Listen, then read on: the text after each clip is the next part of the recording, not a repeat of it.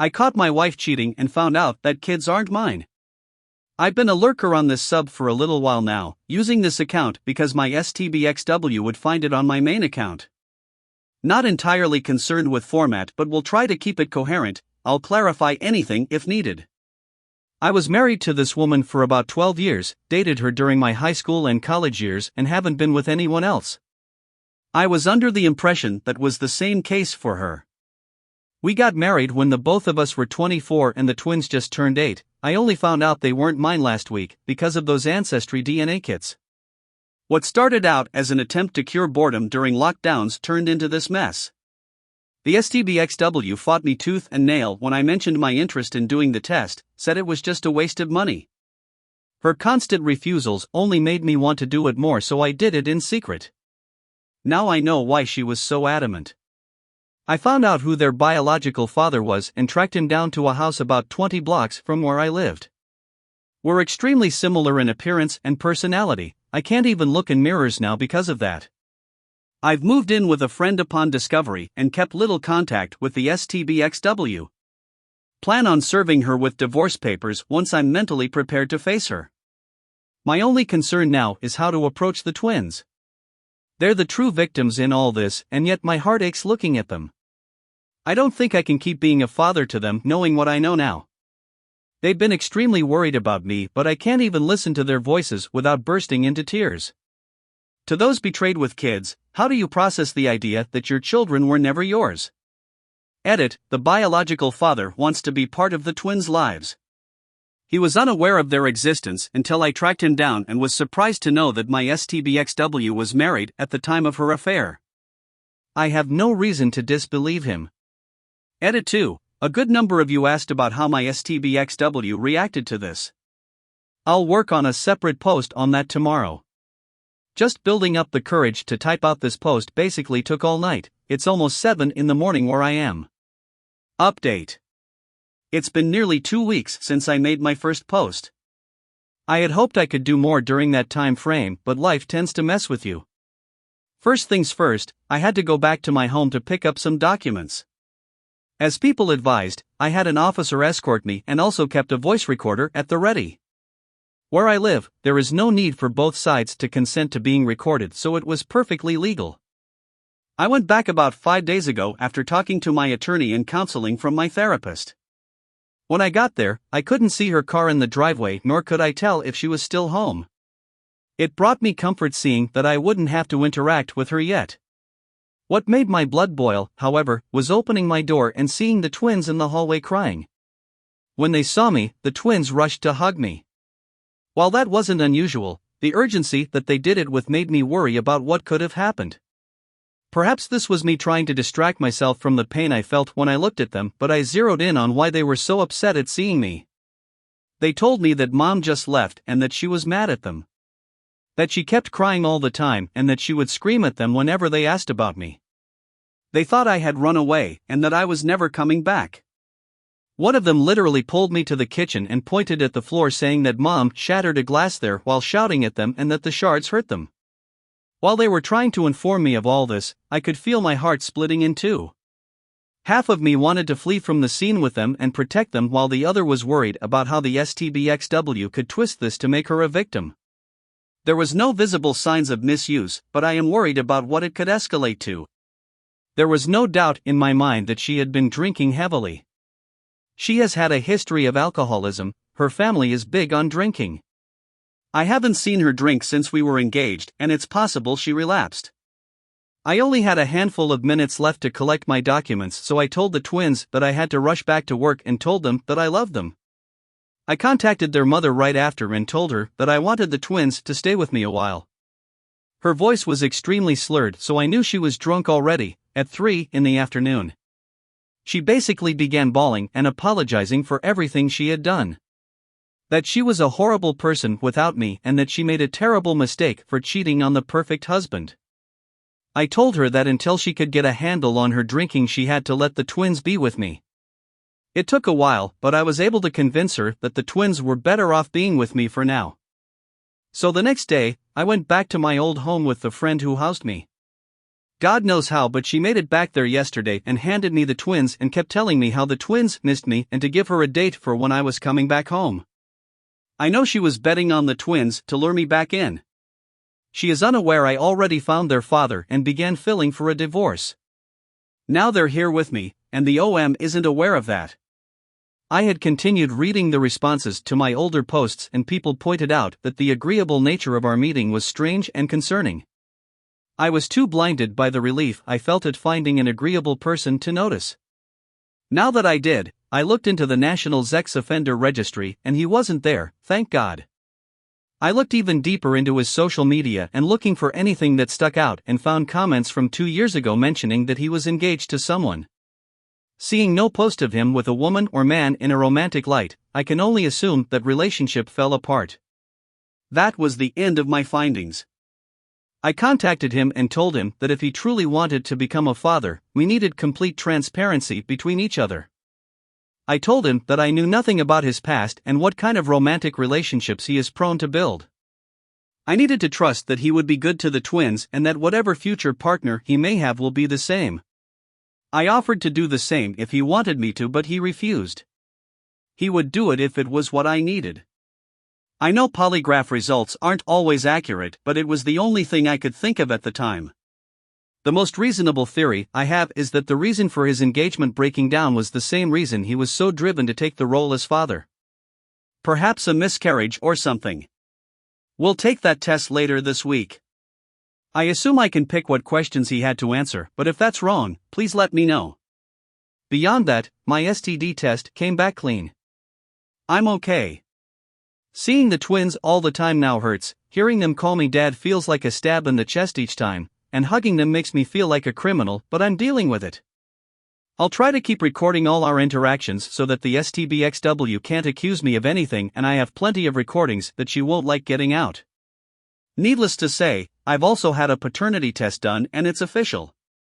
I'm not their father. God, it ducking hurts. Update. Just as the title says, this clusterduck is what I've been dealing with since my last update.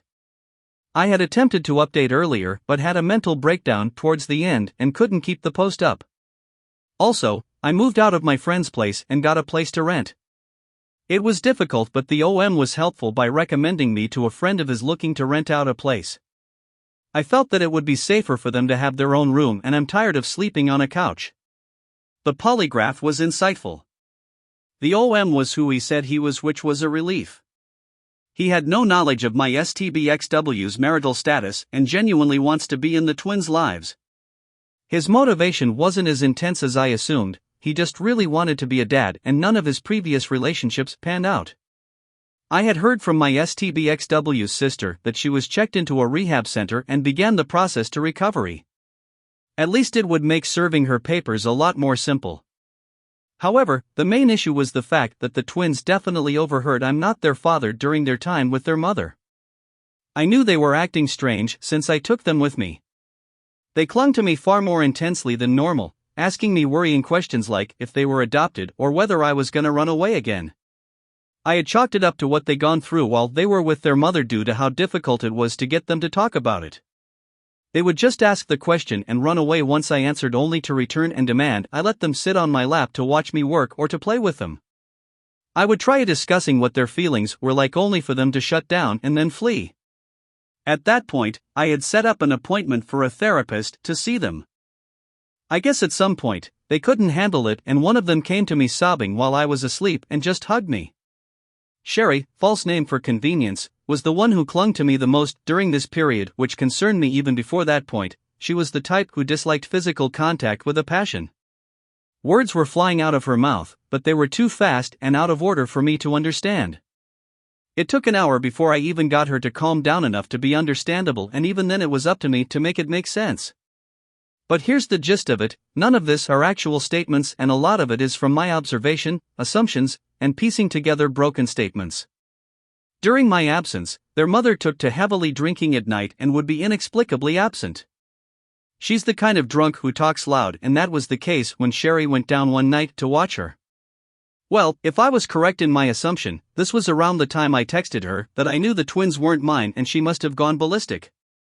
Sherry told me that their mother was yelling that I should have been able to love them as if they were mine and not to run away. So me coming back, that must have made them think all of that wasn't true. My behavior during their time with me, however, must have made them concerned. They noticed the drop in my gestures of affection. They wanted more hugs, more lap sitting, more piggyback rides, and so on, but I simply couldn't do it as much as I used to. I try, I really do, but I can't stop feeling like I shouldn't do those. I've talked to my therapist about it and she's told me that's common for men struggling with paternity. Only time will tell what I can and can no longer do. My original plan of breaking it to them slowly with a professional at the ready is completely in the gutter. Now I'm playing clean up. They have had their first in-person therapy session about 3 days ago and 2 online sessions before that. So far, no mention of me not being the father has been brought up. We've mostly been focusing on what they had seen and how that made them feel. I can't go into much detail here, the post would go on for too long. So that's my situation right now. It's been a month since I first discovered everything and I can't believe so much has happened in so little time. I've had divorce papers ready for a week now and just need to decide whether I'll still be financially responsible for the twins or whether that will be the biological parents. Should I decide not to be, I'll need to make a petition to take me off the birth certificate, which then automatically means I will have no grounds to fight for custody. I won't deny that I want a family with my blood and I want to be able to fully support them without having to pay child support to my STBXW. In the end, I'm damned if I do and damned if I don't. I'll have to sacrifice so much for either option and there's no clear right thing to do. I must either sacrifice a chance to have children of my own or sacrifice the twins that I've raised and loved for 8 years. Most of you must be baffled by this, but it's actually suffocating for me. Each passing second is like a noose that gets tighter and tighter. Update. Before I begin, I want to thank everyone for all the support and advice you've all given me. You've all saved my life in more ways than one. I apologize for not updating until now. I was advised by my therapist to avoid being influenced by too many other perspectives and opinions in order to faithfully discuss my own feelings and opinions with him. And so I did. I informed my therapist about making one final post and he told me that while he advised against it, he couldn't decide that for me. So this may be my final post, at least until everything is truly said and done. My STBXW had left the rehab center earlier than her caretakers advised. About 8 days after my last post. I had already had divorce papers ready for her to sign and had her served while her sister and she were at my old home. She called me and tried to plead with me not to go through with it, that this would tear the family apart. I couldn't stand it. I wish I could say I was calm and methodical in my response, but that would be a lie. I was vitriolic, resentful. I told her that the family was torn before it began. That she was a disgusting slimy creature that couldn't even love her own kids right. That she was the lowest life forms I had the displeasure of ever knowing. I said a lot more than that, those were the nicest things I mentioned. I could feel the shock she felt at all the hateful things I had said. I was lucky that I wasn't at my apartment when she called me. The twins were spared from seeing me lose control like that. Regardless, the STBXW got the message that I was serious about divorce and pulled a 180. Now she had sent me threatening messages, saying she'd take every penny I have. I had been filing every conversation and message I could get before blocking her, informing her that I would only contact her through my attorney. She hadn't mentioned or asked about the twins up to the day I blocked her, January 16th, and I have noted that. The deadline is coming up and she still hasn't responded in any legal capacity. The twins have been doing much better. They have been recovering from all the shock and upheavals that has been thrown their way since this has all began. It's clear that they haven't really processed that another man is their biological father, and their therapist has discussed with me that a lot more work had to be done before really tackling that issue. The way they learned their true parentage was one that could have serious repercussions if not handled correctly. It is for that reason that I've decided to hold off any meeting between them and the OM. The OM has let me know just how disappointed he was, but that he understood the reason behind it. He has actually begun to pay me back for all the money I have spent on the twins' education. So far, he's paid me $6,524. The guy has been really trying to pay me back, I've kept records of his payments and haven't touched the money yet. I would rather put it into some kind of savings account for the twins. And for myself, I have been doing much better mentally. I have continued to sketch and draw whenever I'm alone so that I don't let my mind wander too much. I have also rekindled my childhood love for gaming, bought myself a PS4 2 weeks, PS5s are nowhere to be found these days, and have been enjoying it ever since. The twins and I play together when we can, and it's helped ease the pain I felt when interacting with them. But it's clear every single one of us have been traumatized by my STBXW's actions. I have been putting off any decisions about custody, at least until my therapist and I have the utmost confidence in my emotional stability. If there are any questions, I will be happy to answer what I can. I surprised AP by calling his hotel room while he was helping my cheating wife, and they both freaked out cause it was supposed to be spa with girls. This all happened to me a few years ago. I told a friend the story of my divorce and I was told to share.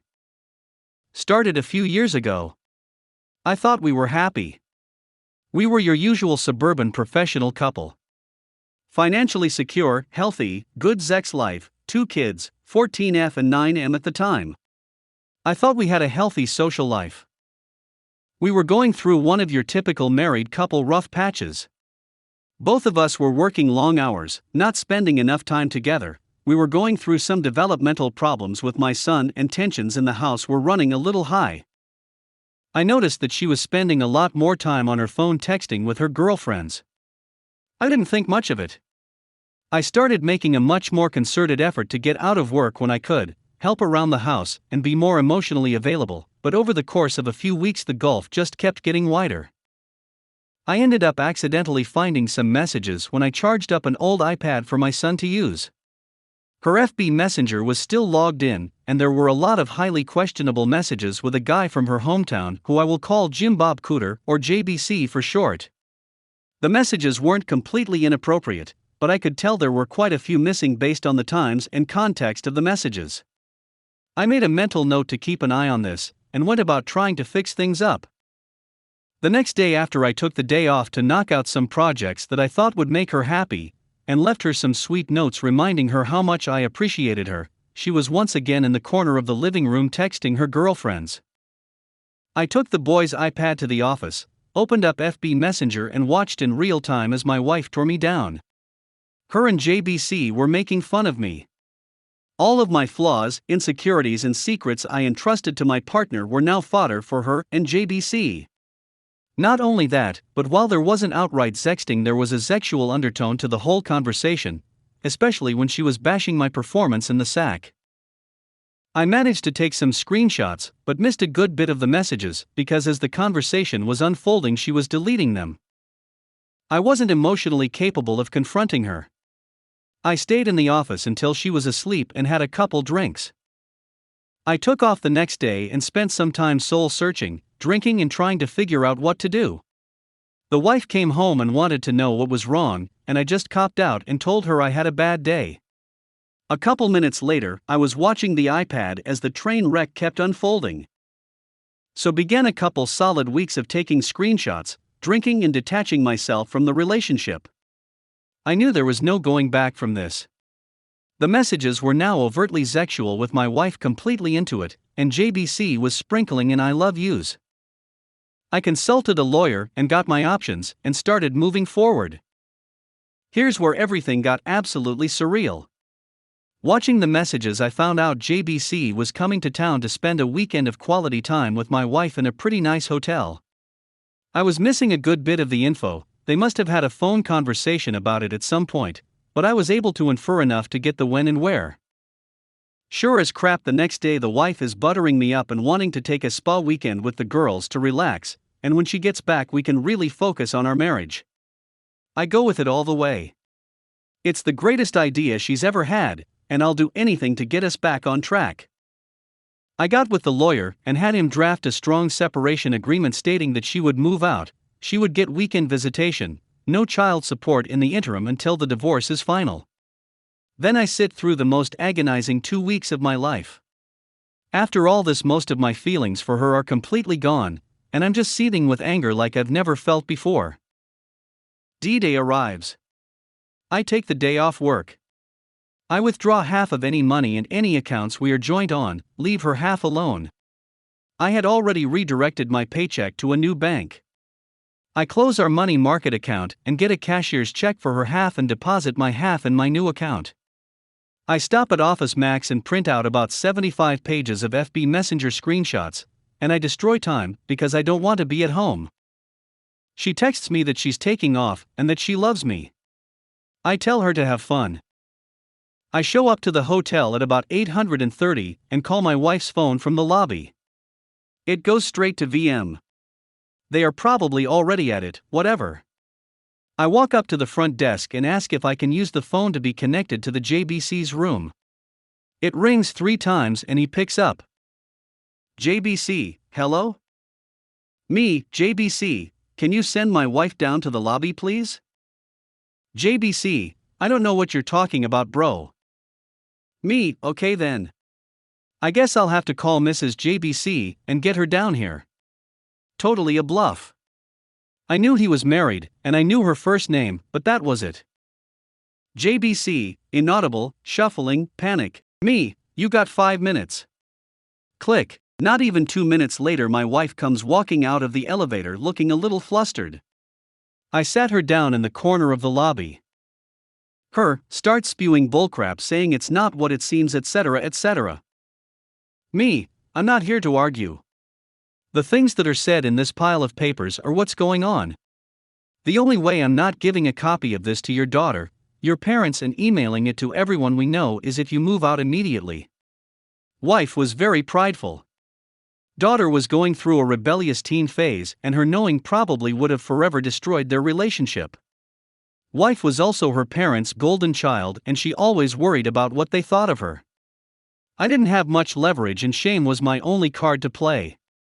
Also her professional life is built up around her image, so I knew she would protect that at all costs. Her, sniffle, mumble, inaudible. Me, this is a check for half of the money market account. I've withdrawn my half of the money from all the other joint accounts. You should have more than enough to get a place. She starts to cry a little. I could almost see the different thoughts and waves of emotions going through her, but now was the time to keep pressing. Me, here is a separation agreement that I think is more than fair considering what's going on. I'm going to need you to look this over, sign it, and leave it at the house when you get your stuff. Do you want to look through these screenshots? Her, no. Me, okay. Go have fun with JBC. Do not come back to the house, or I'm going to send this hold up ream of screenshots to everyone. I bounce out of the lobby, and I can hear her start to have a breakdown. I get in the car, drive off to a parking lot, and have my own crying rage fit. Previously, I would have cried in front of her, and yelled and whatnot, but I managed to get my crap together enough to pull it off. I don't know what she did that night or over the weekend. She texted and called over and over wanting to talk. I just turned the phone off and by the time Monday afternoon rolled around there were movers getting her stuff, and she delivered the agreement. I let her have a talk with the kiddos basically saying mommy and daddy need some time apart, we still love you, etc. etc. Standard divorce talk. After a week she wants to have a real talk for the first time. I oblige her because I've already got my crap together, and I've got an idea of what I want, but I should hear her out. She's so sorry. She wants another chance. She wants her family back. She'll do anything. She's on her knees crying into my lap. I have no intention of ever taking her back. I tell her she needs to set up marriage counseling on her own at a time that works for me. I tell her that I can't live with her, but she should be around the children to try to maintain a relationship with them. So starts our new normal of her coming over the house, cooking and having dinner with the kids 3 nights a week. She always saved me a plate, I made myself scarce, her cleaning the house, and doing the kids' laundry then heading back to her place. We went to counseling. It consisted of her working through her issues with the therapist trying to figure out why she did it, her begging for forgiveness, and me stoically playing the victim. I was never going to give her another chance. All I wanted to do was destroy time, establish myself as the primary caregiver to the kids, and establish her as not having residency in the house. After a few months, I go to my own therapist and get diagnosed with depression and PTSD. I ask my work if it's possible to go part-time for the foreseeable future to deal with personal issues, and it's no big deal.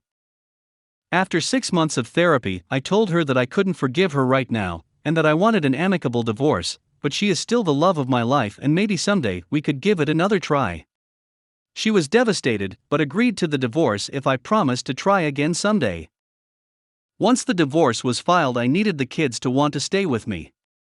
I left a Google search for how to survive your wife's infidelity on the shared PC at home, and I left some printed out infidelity articles not so hidden in the kitchen. My daughter found them and came to me crying. I told her she wasn't supposed to find those, that mom made a mistake, that mom still loves her, and that I would always be here for her. My daughter, who used to hold my wife in such high regard, now wouldn't talk to her without screaming, and it crushed her. Not surprisingly, when the court needed statements from the kids a few months later, the little brother followed the big sister's lead, and they both wanted to stay with dad in the house they grew up in. When the divorce was finalized, I got the house, had to buy out some of her equity, but that's okay. I got primary custody of the kids. I got awarded generous child support due to the difference in our incomes due to me working part-time. Now for the last 2 years I've gotten to live in the house with my kids, work part-time, get the now ex to subsidize it for me, and when she takes the kids over the weekends I get to have my fun with Tinderellas and some FWBs I've cultivated. In the eyes of my kids, I'm the patron saint of fatherhood for taking the high road and always being there.